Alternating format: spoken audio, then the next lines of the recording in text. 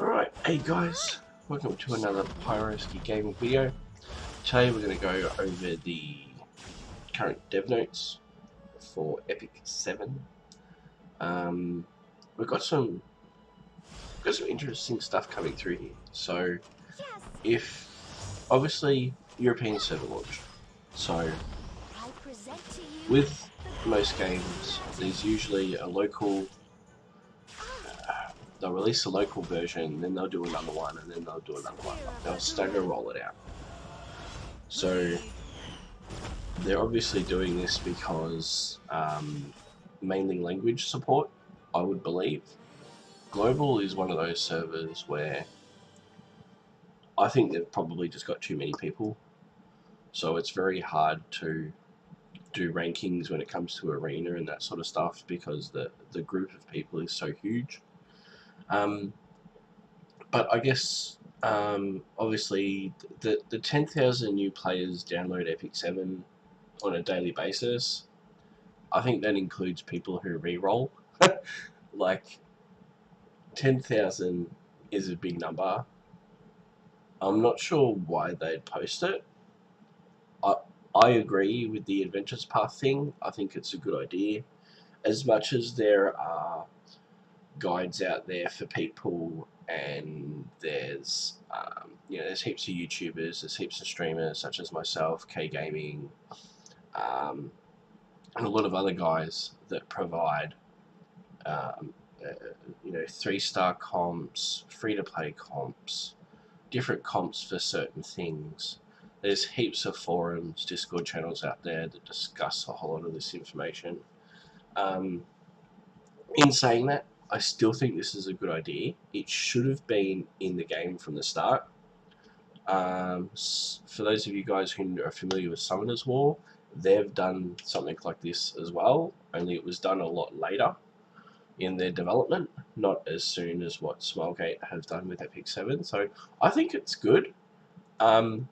It's not new content, but it does help new people with playing the game and understanding lots of stuff, because when you pick up something new, there's always a lot of new things. Sure, it's a gacha game, yeah, so you collect monsters, you gear them up, you level them, you do more, get more monsters, all that sort of stuff, characters, whatever you want to call them.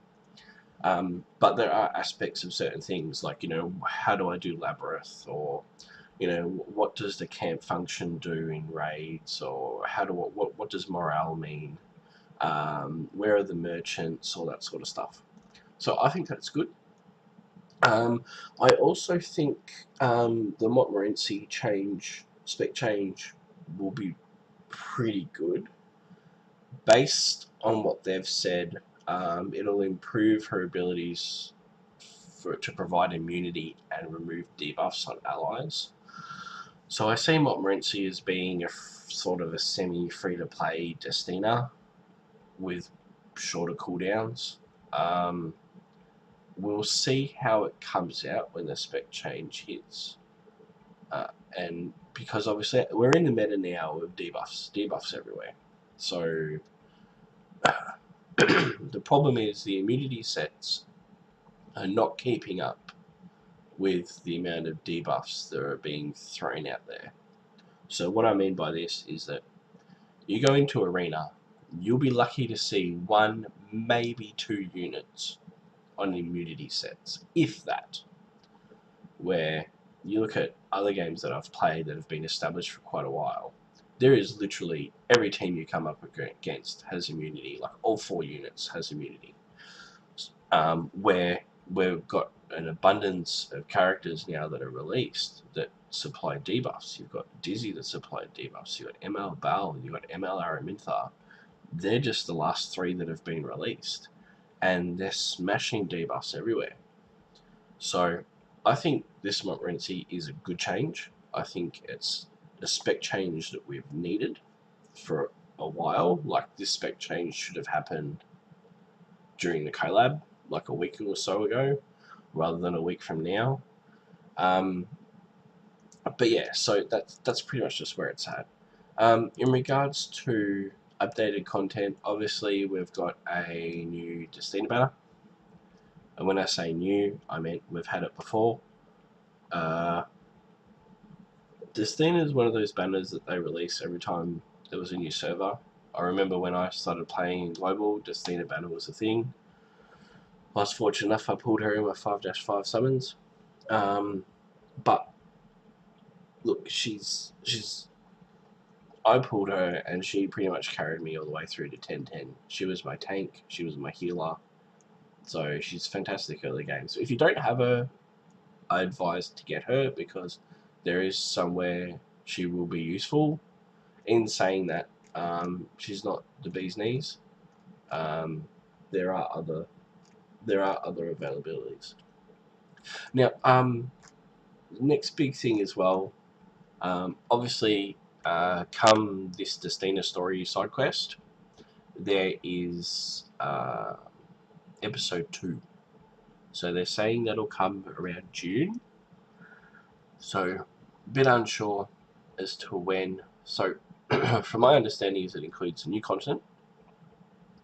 It'll come with it with some new characters or new monsters. So there'll be some new level 3s, probably some new 4-stars as well, as well as potentially new bosses. So we've got potentially another raid coming. We've got guild boss, potential world boss they can work in. We've still got to upgrade our Archie. If you notice when you go to select your Archie, it's like 0 out of 99 upgrades. I would think that they will tie this in with some other sort of content that you farm and you get points for, and you can chuck points in there, whatever it might be. So from my knowledge, I think it'll be just a damage increase, not necessarily a like a cooldown or something like that. I think it'll just be a damage increase. That's what most gachas go for. But anyway, I think that's pretty good. State of the game at the moment. Look, I think there's a lot of turnover going on. From my knowledge and through forums I've been seeing and through Discord channels I'm in, there's a lot of guys who played from the start who have left or are leaving purely based on the lack of content. So, and the content at the moment everyone's got. So, right now you want to do something. So literally all the late game people have all cleared Hell Raid. All their characters are fairly geared. And they've even gone past the stage of doing fun characters, like, doing just 6-starring Elson and making him freaking tanky as hell. Like, that's what people are doing now, and once they get to that stage, there's just nothing left for them to do. Me personally, I wouldn't consider myself to be a whale or anything. Sure, I invest pretty heavily in this game, but that's mainly from a content point of view. I don't necessarily play this game because I want to be rank 1 arena and I want to have the hardest hitting Luna in the global server or anything. I like collecting the characters, I like building them up, I like seeing what damage they can do, I like trying different team comps. I don't like meta. I think it's a terrible word.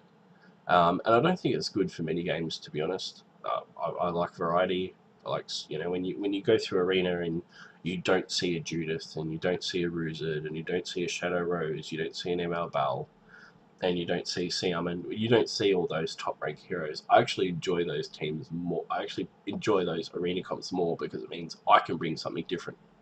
So it allows for a bit more variety, which is good. And what have we got? Last thing is, equipment packs. Don't buy them. Yeah, they're a scam. If you want Skystones and gold, yeah, don't buy it for the equipment. You can farm equipment for free. Yeah, just like the penguin packs, etc. You can farm penguins for free, like Abyss Tower, refresh, summon penguin, sell equals gold.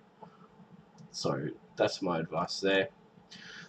Other than that, guys, I'll probably be doing a video in the next day or so for some arena and guild war. Other than that, we shall see what else is going on. Peace out. Oh, another thing I wanted to check out. I have been slowly gearing up my bell, so he's nowhere near where he needs to be at the moment. I'm missing a ring here. I need a speed ring here, or no, a HP ring. At the moment, he's pretty average. I need more speed. Definitely need more speed. And that's the wrong artifact. But slowly working on him. I've got to awaken him and all that sort of stuff. But yeah, he'll get there. And then hopefully we'll see what else we can do. Oh, excuse me. Other than that, guys, oh, and I'm looking at probably 6-star Sumia next. Because I don't really have a fire here. Like, I've got haste, but don't use haste anymore. Other than that, guys, peace out. There's my thoughts. Give a thumbs up if you liked the video. Don't forget to subscribe, and take care. Bye.